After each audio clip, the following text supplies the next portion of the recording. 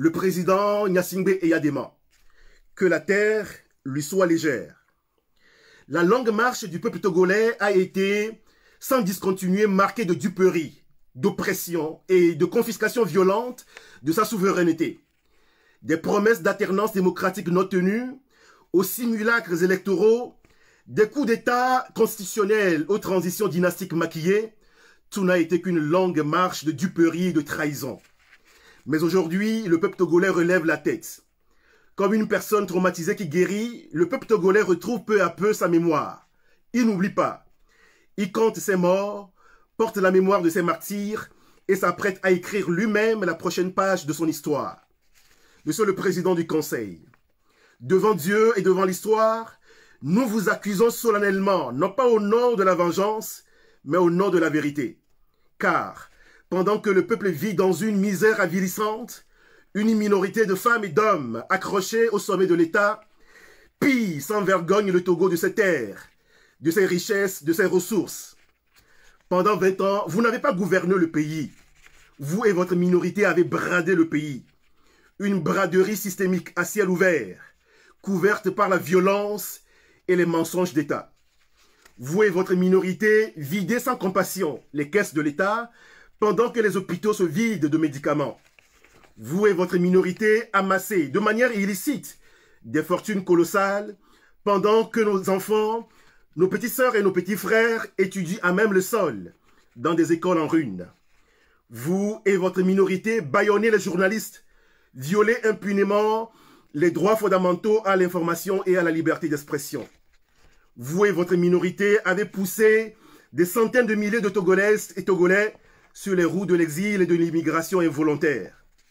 Partout dans le pays, vous et votre minorité pilleuse avez créé plus de murs que de ponts. Des murs de division tribalistes et régionalistes que des ponts de cohésion sociale et nationale. Des murs pour protéger votre régime dynastique et pilleur que des ponts de prospérité partagés par tous. Vous et votre minorité avez abusé de la patience du peuple togolais. Le peuple togolais a tout vu, il a tout toléré. Massacres, assassinats, misère, mensonges, mépris, humiliation et honte. Monsieur le Président du Conseil, aujourd'hui l'heure est à la justice. Depuis quelques mois, le peuple togolais exprime sa soif de justice sous forme de colère et de révolte, auquel vous avez délibérément décidé de fermer votre cœur et vos oreilles.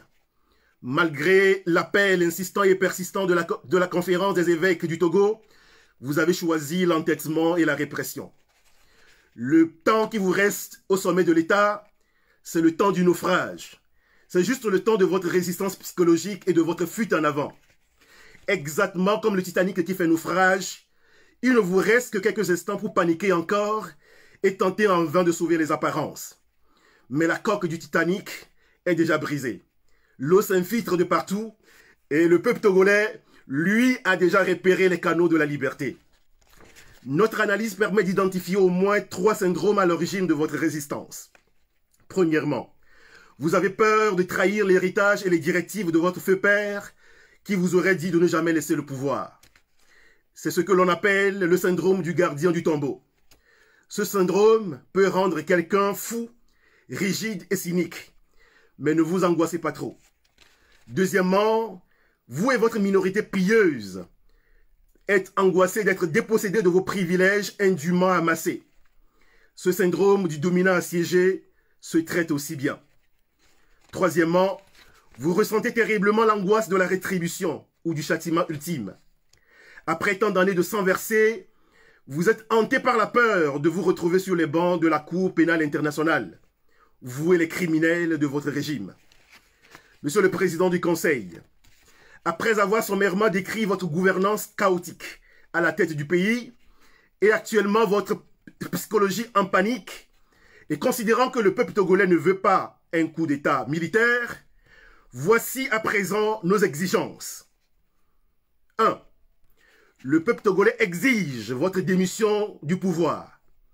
Vous avez l'obligation et le devoir de présenter publiquement votre démission, vous et le président de la République. Je répète, le peuple togolais exige votre démission du pouvoir. Vous avez l'obligation et le devoir de présenter publiquement votre démission, vous et le président. de la République. 2. Le peuple vous accorde 4 mois pour évacuer les affaires courantes de l'État.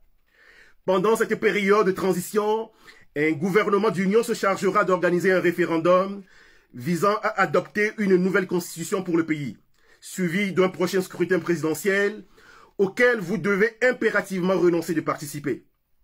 Conformément à notre appel du 16 juin dernier, lancé au peuple togolais, cette nouvelle constitution devra être rédigée par un groupe de jeunes Togolais résidant au pays et dans la diaspora. 3.